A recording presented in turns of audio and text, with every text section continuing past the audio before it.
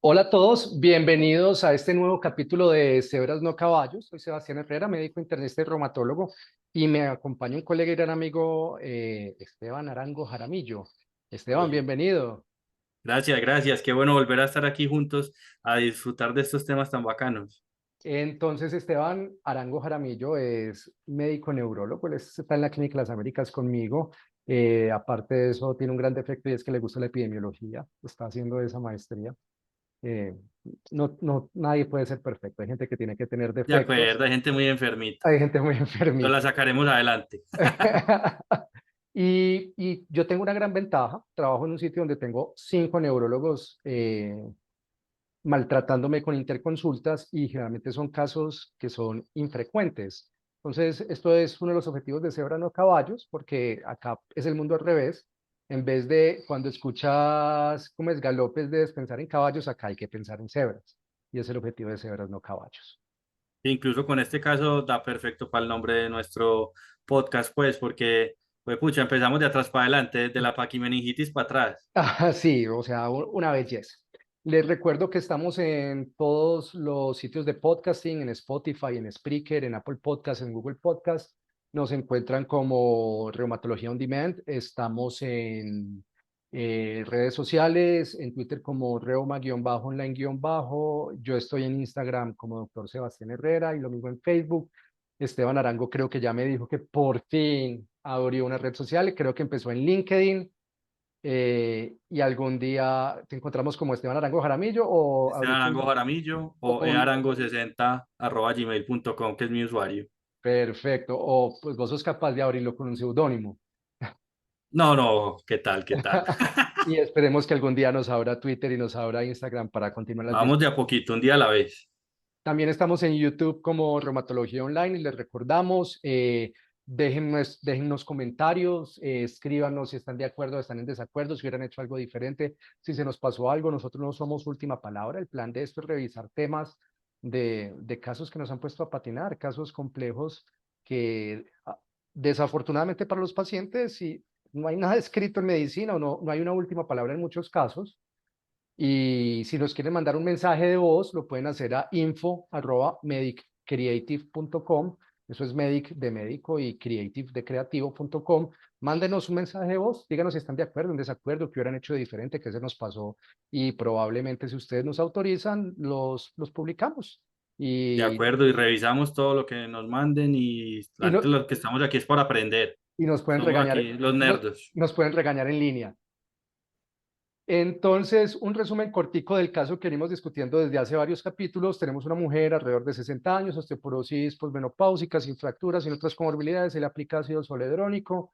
Aparte, la reacción inflamatoria del ácido zoledrónico, sorpresa, una cefalea con banderas rojas que ya resumimos en el primer capítulo. Si no lo escucharon, los recomendamos a que vayan y lo revisen. Se hace un examen físico neurológico y realmente, aparte del interrogatorio, no había nada raro. Se hace una imagen y sorpresa, paquimeningitis. Ya hemos hablado de los diferenciales, qué estudios iniciales hay que hacer o qué hay que descartar. Hablamos algo del diagnóstico diferencial de autoinmunidad y vamos ya para el manejo y los estudios Y las complementarios. pruebas, y hablar un poquitico de las pruebas diagnósticas o como de la batería como de exámenes que vamos a utilizar en ese momento, ¿qué? Perfecto. Entonces, diagnóstico, ¿qué tenemos que hacer? Diagnóstico, ya hablamos de imágenes, ya hablamos de interrogatorio, ya hablamos de examen físico, diagnósticos. ¿Qué exámenes hay que pedirle a estos pacientes? Incluso ahí me gustaría que hiciéramos un resumencito como de lo que revisamos como en los episodios pasados, y es que básicamente el enfoque de estos pacientes nos los dio fue la neuroimagen. Entonces aquí, como en cebras no caballos, vamos a empezar es de atrás para adelante. Arrancamos con una paquimeningitis, a partir de esa paquimeningitis formamos un interrogatorio, como pudieron ver en los episodios pasados, que debe ser dirigido, pero es una batería pues de preguntas en el interrogatorio muy grande, hacer un examen físico neurológico dirigido desde la parte nuestra, desde la parte de medicina interna, reumatología o de la parte clínica, hacer toda la búsqueda de la parte sistémica y finalmente enfocarnos en evaluar qué tipo de paquimeningitis es, qué síntomas, qué signos o síntomas neurológicos tiene, y a partir de eso hacer como todo el abordaje diagnóstico con el resto de pruebas que vamos a hacer sistémicas y con lo que vamos a hacer. Entonces, cuando uno se enfrenta a una paquimeningitis, ya tiene el resultado de la resonancia. la primera prueba diagnóstica que vamos a utilizar definitivamente va a ser la punción lumbar. En esa punción lumbar, ¿qué vamos a buscar? Ya lo revisamos la vez pasada. Vamos a hacer inicialmente lo que nos va a ayudar es uno, la manometría, que vamos a buscar tanto que no esté la presión alta, que vamos a hablar de presión alta a grosso modo que no esté por encima de 25 centímetros de agua o que la presión no esté baja, que usualmente lo definimos por debajo de 5 centímetros de agua durante la punción lumbar. De ahí vamos con el citoquímico y ese nos va a dar como la primera guía, que es de acuerdo al tipo de alteración que veamos en ese citoquímico, a partir de ello, pues vamos a definir hacia dónde vamos a coger.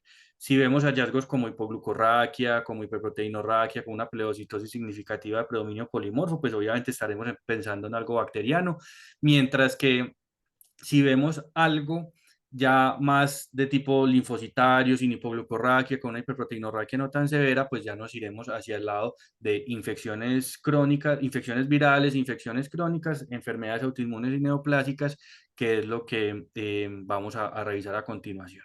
Entonces, dentro de ese líquido cefalorraquídeo, ¿de qué hallazgos nos podemos pegar para encontrar una etiología? Pues bueno, desde lo infeccioso es fundamental que hagamos siempre un cultivo piógeno convencional, porque obviamente la parte bacteriana la tenemos que descartar. Dos, el cultivo de micosis profundas, que nos ayuda a descartar pues las infecciones fúngicas por hongos que a veces son extrañas, pero que a veces hemos cogido en el sistema nervioso central. Y definitivamente el cultivo o el estudio de micobacterias es fundamental. ¿Y con qué vamos a abordar esas micobacterias? Pues obviamente con el cultivo. Sabemos que se retrasa, que independiente del medio se nos puede demorar hasta 8 semanas en tener un resultado, pero ahí nos vamos a ayudar también de la proteína C reactiva, es decir, de las pruebas moleculares que nos van a servir tanto para descartar bacterias a través de los estudios moleculares de múltiples patógenos como lo es el FilmArray y la PCR propia de tuberculosis, que si bien no tiene una sensibilidad tan buena como uno quisiera, pues nos aporta bastante información. Lo otro, la adenosíndeaminasa. Ustedes saben que eso es un marcador de respuesta inflamatoria en el sistema nervioso central, que antes se le achacaba a tuberculosis, pero después nos hemos dado cuenta que eso se puede encontrar en otro tipo de infecciones y de neoplasias crónicas. Entonces, también es importante buscar esa parte. Y algo que definitivamente nos permite tomar decisiones muy rápidas, no olvidar las tinciones, pues que obviamente ahí va la gran simuladora que siempre nos han enseñado. Entonces, estar pendiente de los anticuerpos con el BDRL, las tinciones como el Gram, la tinta china, la vaciloscopia, que nos van a dar como una información bastante importante inicial como para tomar decisiones de todo eso. Ese sería el abordaje inicial del líquido cefalorraquídeo, pero pues pucha, como estamos en este podcast, sabemos que todo eso nos va a salir normal, que no vamos a encontrar absolutamente nada raro de eso, entonces ahora seguimos con el resto de estudios raros. Entonces, ¿de qué nos podríamos pegar en nuestro medio como para seguir buscando? Entonces, como saben que las neoplasias, era lo que hablamos ahorita, es una de las cosas principales que tenemos que descartar, pues finalmente tendremos que apoyarnos. Uno, si sospechamos de trastornos linfoproliferativos o neoplasias hematológicas, de la citometría de flujo. Eso nos va a permitir definir si hay algún trastorno, ya sea primario o secundario, que nos esté generando ese compromiso en sistema nervioso central. Y si estamos pensando en compromiso diseminado de origen tumoral por sobre todo neoplasias sólidas, pues la citología, pues si bien no sabemos que no tiene una sensibilidad y una especificidad muy alta, pues sí nos dará pistas como para ir pensando en ese sentido. Entonces, digamos que con esos estudios iniciales podríamos dar como un abordaje inicial. ¿Qué cosas un poquito más especializadas nos podrían dar un poco más de información? Uno, pues la presencia de bandas oligoclonales en el líquido cefalorraquídeo, que eso siempre la tendremos que tener en cuenta. No quiere decir que a todos lo vayamos a pedir, pero sí en los casos en los que tengamos duda. ¿Por qué? Porque las bandas oligoclonales son un marcador de producción intratecal de anticuerpos, ¿cierto? Entonces eso nos va a dar cada vez más pistas para pensar en una enfermedad autoinmune, ya sea local o una enfermedad autoinmune sistémica. Y básicamente esos serían como los estudios. ¿Qué más le podemos encimar a eso, Sebas? Pues si hay posibilidad en el medio de hacer medición de la enzima convertidora de angiotensina en los pacientes que estamos sospechando una enfermedad granulomatosa tipo sarcoidosis, pues también nos podría dar algo de información, sabiendo que sensibilidad no muy buena, especificidad tampoco muy buena y que simplemente hace parte de un conjunto de argumentos para tomar decisiones, pero digamos que eso desde el punto de vista neurológico Ese sería como el estudio básico. ¿Qué dirías vos ya como de la parte sistémica? Bueno, entonces de la parte sistémica acá viene muy interesante y es lo siguiente. Lo que vos dijiste, el interrogatorio y el examen físico va a ser fundamental porque de ahí incluso las cosas más leves o más chiquiticas nos daría para pegarnos de muchas cosas y nos ¿Sí? daría para nosotros poder interpretar o enfocar exámenes o no pedir exámenes entre comillas a lo loco o, o sin, por así decirlo, sin una sospecha clínica, porque el problema de reumatología es la sensibilidad y la especificidad de los exámenes. Claro. Tenemos exámenes que pueden llegar a no ser muy sensibles, pero son más poco específicos, son menos específicos que sensibles, entonces son exámenes que tienen más rendimiento que dependen mucho de la parte de la clínica. Entonces, lo primero es intentar desde la clínica ir hacia los exámenes. Entonces, siempre el interrogatorio y siempre el examen físico para ver qué otros órganos o sistemas tenemos comprometidos. ¿Por qué? Porque si yo tengo lesiones en piel, tengo compromiso renal, tengo citopenias, eso me va llevando a mí hacia lupus eritematoso sistémico. Síntomas secos, parotidomegalia, citopenias, de pronto polineuropatía o algo así, me lleva a mí a pensar en lupus eritematoso sistémico, síndrome de Sjögren y menos frecuente una enfermedad por IgG4 o una sarcoidosis que lo pueden dar, que están presentes, pero que pues los otros son más frecuentes. Acá empezamos a jugar con probabilidades. Si tengo dolor en la nariz, tengo un antecedente de uveitis, escleritis o un dolor en las orejas, que eso hay que preguntarlo porque a veces el paciente dice al reumatólogo o al neurólogo que le va a interesar si a mí se me ha hinchado la nariz o la oreja, pues pensar en una policondritis recurrente o recidivante o una vasculitis tipo ANCA. Si tengo compromiso pulmonar, dependiendo del compromiso pulmonar, si son nódulos, si es enfermedad pulmonar intersticial, si son adenopatías, pienso en sarcoidosis, si son lesiones cavitadas, si son infiltrados migratorios, si tengo eosinofilia, entonces si no tengo la eosinofilia pienso en granulomatosis con poliangiitis, si tengo la eosinofilia pienso en granulomatosis con poliangiitis eosinofílica, si tengo erosiones, poliartritis de larga data que no se me ha controlado bien, pienso en artritis reumatoide, etcétera, etcétera, etcétera. Tengo pancreatitis, tengo tiroiditis, tengo parotidomegalio, tengo aumento del tamaño de las glándulas salivales, pienso en enfermedad por IgG4. Entonces eso va a ser importante, ¿por qué? Porque si yo tengo alguna de esas cosas, yo dirijo. Y entre comillas es más Claro. sencillo. Nunca es sencillo, pero es un poquito más sencillo. Yo tengo un ojo rojo, parotidomegalia, hombre, y me salió algo en la placa de tórax.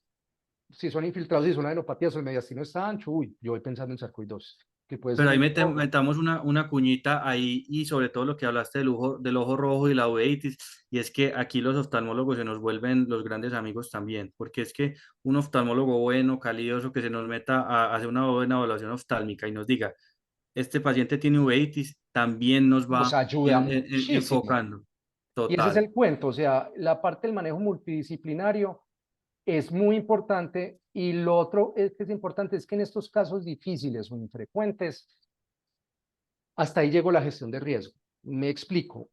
Uno siempre tiene que hacer un estudio muy dirigido, los recursos los tenemos que cuidar, pero en estos pacientes complejos, hasta ahí llegó la gestión de riesgo.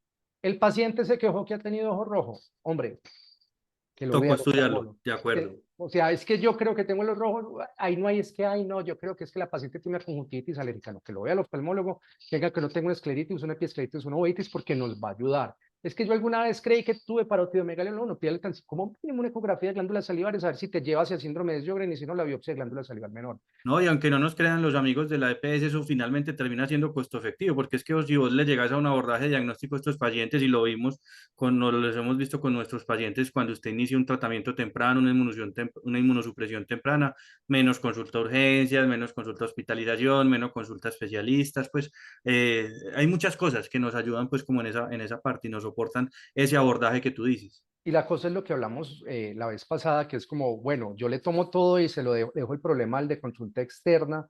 Nosotros tenemos que pensar que muchas veces estos pacientes tienen enfermedades crónicas. Y listo, se lo mandé el de la consulta externa, quedó cojo. El de la consulta externa, cuando lo veo, va a decir qué hago con lo que le empezaron, sigo adelante, sigo hacia atrás, qué esquema le voy a poner, necesita inmunosupresión o necesita inmunosupresión, qué tipo de inmunosupresión, qué le tengo que vigilar, porque nunca va a ser lo mismo vigilar una IgG4 que una vasculitis ANCA, que un lupus eritematoso sistémico, que un síndrome de Sjögren. Pues sí, al final del día, si es autoinmune, todo eso le sirve con glucocorticoides. Pero ¿y si es No, y una modestia molestia? aparte, mira que eso es, digamos, el éxito que hemos tenido con nuestros pacientes, pues, en la clínica, y es que usualmente, pues, es muy rara la vez que creo que no haya pasado eso. nosotros dejamos el paciente enfocado desde la hospitalización, o sea, cosa que al compañero de consulta o el colega que lo vaya a ver, pues ya tenga un plan de manejo, porque es que todos hemos hecho consulta de 30 minutos, un paciente bien enredado y llegar uno a enfocarlo en la consulta, muy, muy, muy horrible, y que el paciente no lleva los exámenes, no lleva la carpeta, no lleva nada y lleva una media epicrisis de la historia, muy berraco. Eso es muy complejo. Entonces, ahí viene muy importante porque es eso. Si tenés de dónde pegarte, bacanísimo. Si no tenés desde dónde pegarte, como eres esta paciente, como dijiste ahorita, empezamos de atrás hacia adelante. Y de atrás hacia adelante, así lo hago yo personalmente. Y no quiere decir que, no, que esté bien. Y tampoco quiere decir que esté errado. Así lo hago yo porque así tengo el concepto yo ya cuando entramos en estas cosas tan puntuales. Y es, yo pido y veo qué puedo adaptar. Porque es que acá este paciente ya se nos salió de las probabilidades, se nos salió del grupo, se nos salió de los porcentajes. Y es muy importante por lo siguiente. Generalmente lo que hablamos ahorita, generalmente cuando usted hablan de paquimeningitis, si no es tuberculosis, si no es hongos, te dicen enfermedad por IgG4, vasculitis ANCA o sarcoidosis. Y eso es muy interesante porque del año 21-22 hay una serie, pues, entre comillas, gigante del 2021, hay una serie, entre comillas, gigantes hay una serie gigante de la Mayo Clinic. Gigantes son 153 pacientes, acá lo estoy chismoseando, y de esos 153 pacientes, que es una de las series más grandes de paquimeningitis disponibles, acá lo tengo, acá está el dato, porque me parece muy interesante. El 29% eran idiopáticas, o Ujú. sea, empezamos mal. Y Sí, probablemente un tercio. esas idiopáticas probablemente tienen alguna etiología autoinmune y ojalá no se le haya pasado una malignidad por ahí. De Ujú, ahí, 19% hipotensión o una fístula. Y ujú. eso generalmente lo cogen nuestros amigos los neurólogos. Y ahí viene. Que no es fácil. Coger una No, hipotensión no es fácil. 12% sarcoidosis. Entonces empieza Cristo a padecer porque no tengo un anticuerpo que me diagnostique sarcoidosis. Usualmente buscamos enfermedad pulmonar, que es muy frecuente que tenga el compromiso pulmonar, pero no significa Sí, que la tengan que tener. Entonces, de entrada, estos pacientes llevan imagen pulmonar. ¡Pum! de acuerdo. Tenga, no tenga síntomas, le escuchó algo, no le escuchó algo, a la parte respiratoria la lleva. Acá viene una muy interesante, 10%, inflamatoria indeterminada. Traducción, le hicimos biopsia y la biopsia Y dice no, inflamación y no sabemos o no no podemos. sabemos qué es. Perfecto. ¿Cuál es el cuento? Para vos decir inflamatoria indeterminada vas a tener que tener ANAS negativos, ENA negativos, DNA negativo, no compromiso renal, no compromiso hematológico, unos ANCAS negativos, o sea que eso lo tomaste y lo estudiaste. Y probablemente una IgG4 negativo. Entonces, mi Ujú. aproximación, yo a estos pacientes, si no tengo la explicación, ANAS, ENAS, DNA complemento, de una vez pido el perfil antifosfolípido porque si me sale alguna ANA, ENA, anti-DNA positivo, me ayuda como a darle validez o hacer un diagnóstico más robusto. Los ANCA por ELISA idealmente, proteinasa 3, antimieloperoxidasa. Uno pide un calcio sérico, que sabe que en sarcoidosis es infrecuente que esté la hipercalcemia, pero puede estar. Uno pide un calcio urinario, que es más frecuente que esté elevada que el calcio sérico. La gran dificultad, cualquier enfermedad granulomatosa te puede dar hipercalcemia o hipercalciuria, o sea, una tuberculosis te puede dar eso. Entonces, nos ayuda, pero no nos confirma. Pido enfermedad por IgG4, yo sí tiendo a pedir ecografía de glándulas salivales y de tiroides. Si hay unos cambios en las glándulas salivales me va a ayudar. Obviamente el interrogatorio. Hay que pedir factor reumatoide y anti-CCP, pero es inusual que haya una artritis reumatoide que no tenga los síntomas articulares y que tenga compromiso del sistema nervioso central. Ojo, 5% infecciosas. Ujú. O sea que no es tan sencillo, a veces nos podemos llevar sorpresas y por eso es tan importante que quede en proceso el cultivo y que se revise, porque es que Ah, no, a total. la tuberculosis meningia inicialmente le sirve el glucocorticoide. No, de acuerdo. Y el problema es que uno le prende esa tuberculosis meningia y se mete en un paseo muy complicado. Más que se va de un año de tratamiento por lo menos. Eso. 4,6% granulomatosis con poliangeitis, entonces anti-PR3 y anti-MPO. Para la vida, unos ANCAS negativos no descartan una vasculitis ANCA, a uno le toca pegarse que no haya compromiso renal, que no haya polineuropatía, que no haya lesiones en piel, etcétera. Un 3,3% artritis reumatoide en esta serie de la Mayo Clinic y Sí. un 3,3% enfermedad por IgG4. Entonces, eso es lo que yo decía ahorita. Enfermedad por IgG4, nos hablan mucho de enfermedad por IgG4. A ver, volvemos esto. Yo quiero hacer énfasis en esto, borrar todos los dibujos. 3, 3,3% de enfermedad por IgG4. Y si vos vas y en este momento pones en PubMed paquimeningitis, la mayoría de los casos son enfermedad IgG4. por IgG4. Entonces no es que no De acuerdo. exista, sino que no es tan frecuente. IgG4 es una enfermedad rara. La enfermedad por IgG4 se volvió la nueva sarcoidosis. Si a vos te dicen algo de una manifestación de un paciente que no tenés ni idea que tiene el paciente, diga IgG4. Que igual que sarcoidosis, el docente jamás te va a poder decir que no. Nunca Sí, hay un no, no total. absoluto. Que puede dar vasculitis, sí. Va a Puede dar dar de compromiso todo. ocular, sí. Puede dar lesiones en piel, sí. ¿Que eso es frecuente? No. ¿Y la enfermedad es infrecuente? Sí, pero nadie te va a poder decir que no.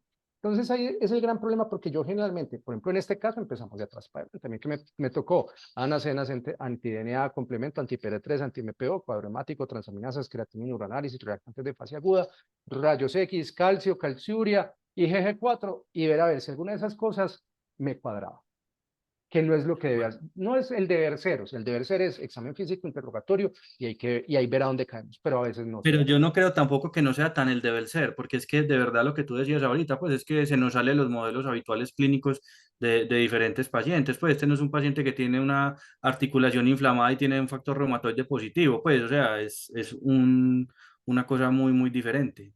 Y entonces, la belleza de eso es que si no, no estaríamos en cebras, no caballos, todo eso fue Negativo como nos mega, gusta. como nos gusta. Y entonces se nos prendió una idea, que no tenemos que estar de acuerdo y que puede que no. ¿Y será que fue el ácido zoledrónico? Sí, total, porque es que viendo, la paciente tiene unas características bastante particulares, y es que es una paciente muy juiciosa, que no tiene pues como ningún otro factor, que tiene muy claros sus tratamientos y ella enfática.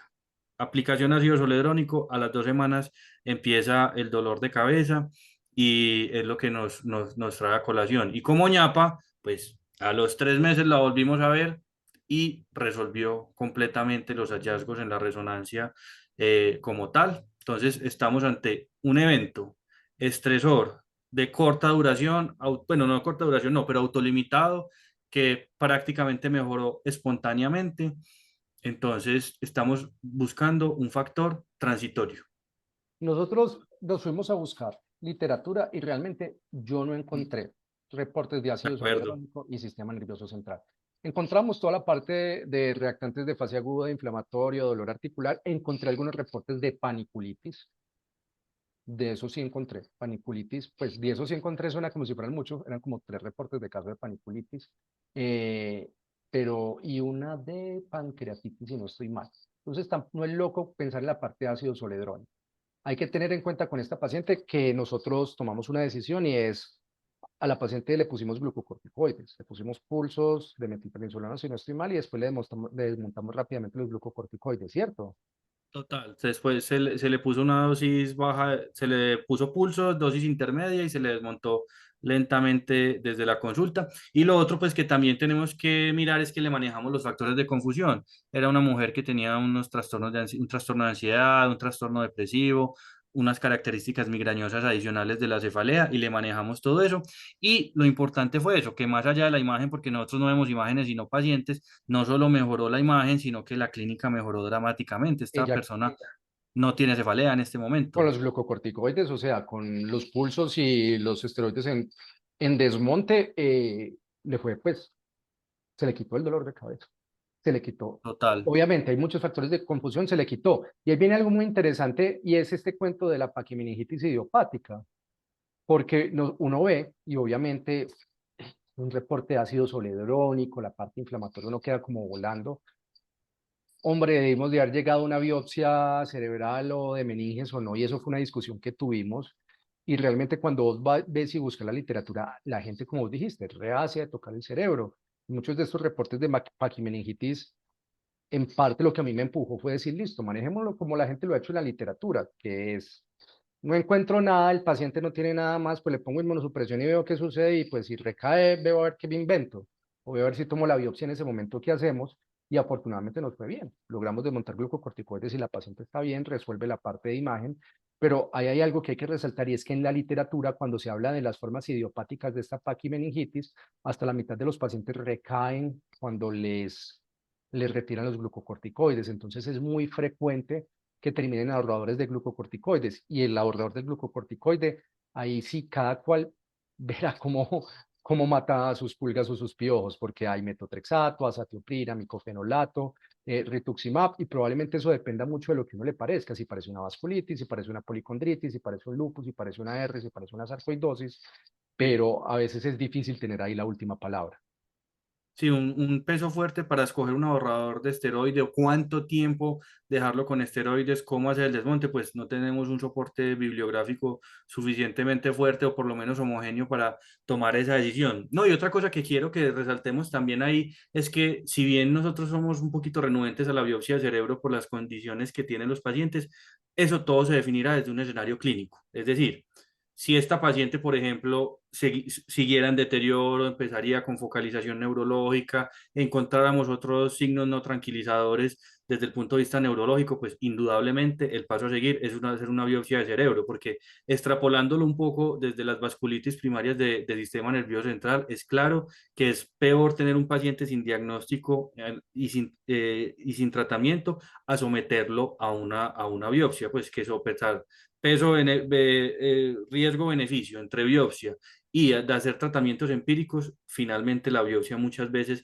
nos generará eso, pero dependiendo del escenario clínico. Esta señora no tenía focalización neurológica, no tenía hallazgos significativos anormales, que nosotros le estamos haciendo un seguimiento muy estrecho, que en 6 meses, en un año, en 2 años, en 10 años hay un deterioro, pues será otro el cantar y tomaremos decisiones. Perfecto. Yo creo que eso es lo más importante, la parte del seguimiento clínico. A veces cuando hablamos de casos clínicos, uno queda como con la idea de que eso es ya. Eso se definió ya y se definió en 15 minutos. Esa señora se ganó una hospitalización de casi 2 semanas y adicionalmente la Total. hospitalización de casi 2 semanas es, venga, que la tenemos que volver a ver en un mes, en 2 meses, hay que hacer la resonancia. Y a veces el tiempo es, es el mejor aliado. A veces cuando las personas no están muy acostumbradas a trabajar con reumatología hospitalaria, muchas veces se burlan cuando uno les dice, el tiempo va a definir. O sea, parece tal cosa, no estoy seguro, pero tranquila que de aquí a una semana vamos definiendo si sí o si no. No, la cronoterapia es supremamente sabia y nosotros desde neurología sí que vemos eso. Uno de esos pacientes de UCI malucos, pues en otras condiciones. ¿Qué le dice uno a los compañeros intensivistas, a todos los que están un poquito desesperados? Aguante, aguante, vamos viendo, vamos mirando para dónde va cogiendo la cosa y con eso vamos tomando decisiones y muchas veces eso nos va dando el camino. Entonces, vigilancia fundamental, examen físico e interrogatorio para enfocar, tener en cuenta los Total. diagnósticos diferenciales grandes, tener en cuenta que siempre hay que tener un neurólogo a la mano para echarle todo el agua sucia, que le ayude a enfocar todo esto, porque es que son decisiones que no son sencillas. ¿Algún No, y con último lo que dijiste al comentario? final del 50% de recurrencia, estos pacientes no son para dar de alta por la especialidad. Estos No. pacientes así estén asintomáticas, así sea cada 6 meses, cada X tiempo, no lo podemos soltar muy rápido. Y dio todo negativo, hombre, ojo, porque es que esas idiopáticas, mi sensación es que muchos de los que tenemos clasificados como idiopáticos son autoinmunes que todavía no le hemos podido el apellido. Hay que tener en cuenta que las pruebas diagnósticas no son 100% sensibles y específicas, menos una biopsia, porque a veces los compromisos son alternantes o son irregulares. Las tasas de positividad de las vasculitis ANCA van de un 60 a un 80% dependiendo del tipo de compromiso. Sarcoidosis, la ECA la ECA no es confiable, el calcio puede haber mil casos de alteraciones de calcio, los exámenes que tenemos para enfermedad por IgG4 no están diseñados, los comerciales al menos, o los usuales que utilizamos para detectar Ujú. exceso de IgG4 están diseñados para detectar déficit de inmunoglobulina G, entonces hay que tener mucha precaución con eso. No, y la historia nos ha enseñado que irán apareciendo los autoanticuerpos y cada vez iremos perfeccionando más el diagnóstico de nuestras enfermedades inmunológicas. Perfecto. Esteban, es un placer haber estado con vos. Yo creo que por fin finalizamos esta primera serie de cebras no caballos. Espectacular. Brutal hablar de paquimeningitis, de ese coco, y más de empezar de atrás hacia adelante. Y yo creo que se darán cuenta que todos estos episodios de Cebras no caballos van a ser así, el mundo al revés. No, y este hijo nos tiene muy emocionados. Esto ha sido una conversación muy, muy bacana. Y lo que tú decías al principio, estamos necesitados, abiertos, ávidos por todos los comentarios que nos puedan dar y cualquier cosa que quieran que revisemos, pues como en este espacio, será fundamental para nosotros. Y entonces no lo olviden, estamos en todos los sitios de podcasting, Spotify, Apple Podcasts, Google Podcasts, Spreaker, nos encuentran como Reumatología On Demand, ahí estarán los capítulos de Cebras No Caballos. En YouTube nos encuentran como Reumatología Online, obviamente con el subtítulo de Cebras No Caballos. En redes sociales, Esteban por fin abrió un LinkedIn, lo encuentran como Esteban Iván Arango. Arango. Algún día nos abrirá un Instagram o al menos un Twitter para pelear con el mundo. Yo estoy en Instagram y Facebook como Doctor Sebastián Herrera, estoy en Twitter como reoma-online-, y les recuerdo, por favor, sus comentarios son muy importantes. Nosotros acá no tenemos última palabra. Si se nos olvidó, si hubieran hecho algo diferente, si quieren dar su opinión, está todo abierto con los comentarios. Si nos quieren mandar un mensaje de audio o un comentario en audio, bienvenidos, info@medicreative.com, eso es info@ de médico, creative de creativo con v.com, y si ustedes nos autorizan, pues pondremos sus comentarios. Estén de acuerdo, estén de desacuerdo con nosotros, pondremos los comentarios. Desde algo respetuoso, acá la conversación está abierta porque en Cebras No Caballos nadie tiene la última palabra. Total, esto es un grupo de amigos que estamos simplemente haciendo todo lo posible para mantenernos bien educados, actualizados y sobre todo nuestro objetivo final que son los pacientes. Y ahí les dejo un abrebocas de los próximos episodios de Cebras No Caballos. ¿Qué tendrá que ver una depresión, un intento de suicidio con neurología y reumatología? Ay, espectacular, qué casazo. Un abrazo y sí, qué casazo, pero ojalá lo sufrieran otros, ¿no? Sí, Ojalá, sí, sí, sí. qué Vamos a casazo ir fue soltando escucharlo. perlitas, que esas perlitas están muy buenas. De una. Un abrazo, Esteban, y a todos. Saludos, un abracito. Chao.